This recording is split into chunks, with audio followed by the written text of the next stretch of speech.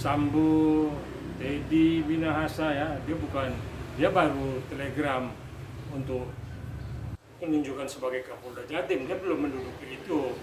Dia masih dalam posisi jabatan sebagai Kapolda Sumbar ya.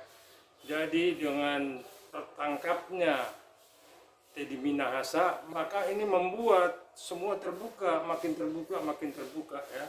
Karena memang itu dialami semua oleh pencari keadilan ya. Polisi ini sebenarnya kembali lagi ke pengayoman, penegakan hukum ya. Tidak lagi ya sebagai pengumpul dana ya. Jadi untuk apa dia mencari dana dengan menjual narkoba? Narkoba yang ditangkap diputar lagi. Makanya kita lihat, saya kebetulan ketua umum Ganar ya, Gerakan Nasional Anti Narkoba ya. Jadi cukup ironis ya, ketika narkoba itu ditangkap, disita, atau beredar lagi lewat pintu belakang, masuk lagi ke masyarakat. Makanya itu kayak lingkaran setan gitu. Nah jadi kenapa Pak Jokowi mengumpulkan semua dari tingkat Kapolres, Kapolda, dan petinggi-petinggi Polri, dan tidak memakai tongkat dan tidak memakai peci? Itu untuk menunjukkan bahwa polisi itu adalah abdi masyarakat, ya, kamtipmas, ya, bukan kekuatan yang untuk memukul, ya. Itu urusan TNI. Nah itulah kemarin pengarahan Bapak Jokowi di istana cukup bagus, positif. Mudah-mudahan itu dijalankan ya. Keluar dari istana berubah pola pikirnya ya. Jangan ada lagi nanti Teddy Minahasa, Freddy Sambo, yang lainnya. Jadi kalau begini bukan oknum, ini akhirnya menghancurkan institusi kepolisian sendiri. Itu kita sesalkan. Saya sebagai praktisi hukum mengalami kesulitan-kesulitan ketika membuat LP, mendampingi klien, ketika juga berhadapan dengan pihak-pihak penyidik. Jadi semua itu ada hitung-hitungannya. Ya kita tahu memang ya, memang ini mesti reformasi total. Ya tidak hanya reformasi di tingkat mulut, sudah mesti turun ke bawah ya.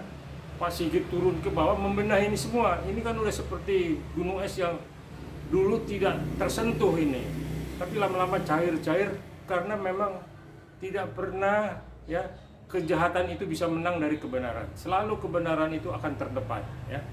Akhirnya makin terkuak, terbongkar semua. Ini baru Teddy Minahasa nih ya, kemarin nih ya, yang narkoba, judi online ya. Nanti ini yang kemana-mana lagi nanti merembet nih. Nah itu semua ada di tingkat bawah, naik ke tingkat menengah, naik ke tingkat atas. Kalau ini sudah semua menjadi satu kesatuan berjamaah, inilah kehancuran negara ini. Memang dengan kemarin tertangkapnya Pak Teddy Minahasa sebagai irjen lagi ya, main bintang 2 itu, sudah begitu bagaimana ke bawahnya kan, ada Kapolres, ada Kapolsek. Nah jadi ini kan mata rantainya ini kan satu kesatuan kan. Nah inilah yang memang Pak Presiden cukup marah kemarin ya, cukup geram ya, supaya polisi kembali lagi kepada jati dirinya ya, penegak hukum ya, pengayom masyarakat dan kamtipmas. Ya itulah tadi, mungkin kan masukan yang ke Pak Presiden ini kan cukup banyak ya. Memang bukan urusan Pak Presiden ini, sebenarnya ini urusan dari penegakan hukum di tingkat kepolisian. Baru nanti ada tingkat kejaksaan, baru nanti benteng terakhir itu di pengadilan. Ini semua benteng udah habis. Kalau tanggul udah jebol, ya udah semua seperti air bah. Kejahatan ini lolos. Mulai dari kejahatan korupsi, kejahatan narkoba, kejahatan judi, ini udah semua udah abu-abu. Siapa yang main dan siapa yang memainkan. Inilah geramnya Pak Presiden, maka dikumpulkan supaya polisi kembali ke jati dirinya. Memang mau begitu. Hukum adalah panglima sebenarnya. Pak Sigit sebagai pimpinan tertinggi di kepolisian ya, mau membongkar ini satu persatu. Ya, dia punya komitmen kuat. Tetapi kan ini udah di dalam udah sindikat nih, makanya tidak bisa dibongkar-bongkar gitu. Akhirnya memang hukum karma ya. Kejadian yang satu nembak yang satu menangkap yang satu, mengeluarkan yang satu. Ini udah lingkaran setan. Jadi memang inilah yang dibilang hukum karma akan diterima di bumi dan akan terbuka semua. kejahatan harus diberantas, bukan kejahatan dipelihara dan dijadikan uang. Nah ini yang memang kita sebagai praktisi hukum cukup geram ya, ingin Pak Kapolri ini didukung masyarakat ya untuk membongkar ini semua ya. Sekarang kan Pak Kapolri kan udah membuat hotline, laporkan, sampaikan ke saya, mulai dari tingkat paling bawah sampai tingkat paling atas. Nah ini kan ya kita nggak tahu ya Kapolri lama ini seperti apa, tapi ketika Pak Sigit tampil dia mau membenahi ini, ternyata memang mulai kelihatan ini benang merahnya kemana. Kanjaru di Malang bola kan kita lihat Pak Kapolri konsisten, Kapolda copot ya, Kapolres apalagi yang lain-lain. Nah ini kan ironis gitu, kok polisi bisa nembak gas air mata ke penonton ya, ke supporter ya. 132 mayat ya, 132 orang meninggal, anak-anak bangsa itu sia-sia ya. Seperti apa? Apa hanya cukup di situ? Tidak. Ini mesti semua dibongkar habis ya. Kalau perlu ketua umum semua yang bertanggung jawab pada bola mengundurkan diri. Nggak harus ditindak satu persatu karena semua pada beralibi, kontraknya sudah benar, perjanjiannya sudah benar, segala macam sudah benar. Tidak. Jadi memang ini mesti dibenahi. Nah ini semua ya kalau kembali lagi ada di tingkat kepolisian ya. Jadi ya menjelang akhir tahun ini banyak sekali cobaan-cobaan yang terbongkar oleh pihak kepolisian. Tapi bagus, kita mendukung kerja Pak Kapolri ya. Kita dukung, kita support apa yang dilakukan Pak Kapolri untuk membenahi ke atas.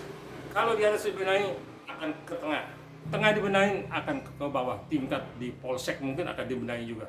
Inilah yang kita harapkan ya, kedepannya kepolisian ini bisa kembali lagi aromanya segar, aromanya wangi dan disukai dan diidolakan oleh masyarakat, tidak dijauhi.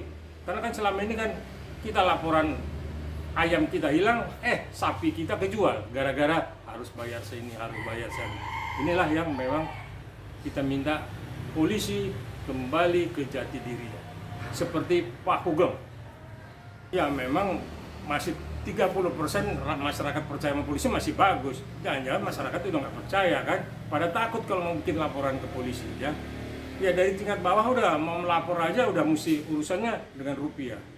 Nah tapi ketika Pak Sigit Listio ini membongkar semua dan memberikan hotline kepada beliau, siapa yang melakukan di atas, di tengah, di bawah, laporkan kepada saya. Ini saya pikir satu angin segar ya untuk mengembalikan kepercayaan publik, kepercayaan masyarakat kepada kepolisian, supaya polisi tetap idola kita. Dulu zamannya Hugeng kita bangga dengan polisi, senang, selalu kita berlindung di ketiak polisi. Sekarang kita takut ke ketiak polisi karena baunya tidak sedap, bau kejahatan. Inilah yang memang oknum-oknum ini diberantas, bibit-bibit baru ini tumbuhkan dengan seperti tadi, polisi kembali ke jati dirinya dengan sebagai Kamtibmas, penegak hukum dan pengayom masyarakat. Saya pikir itu yang bisa saya sampaikan terkait dengan tertangkapnya Teddy Minahasa dan dicopotnya Teddy Minahasa dari Kapolda Sumbar dan dibatalkannya dia sebagai Kapolda di Jawa Timur.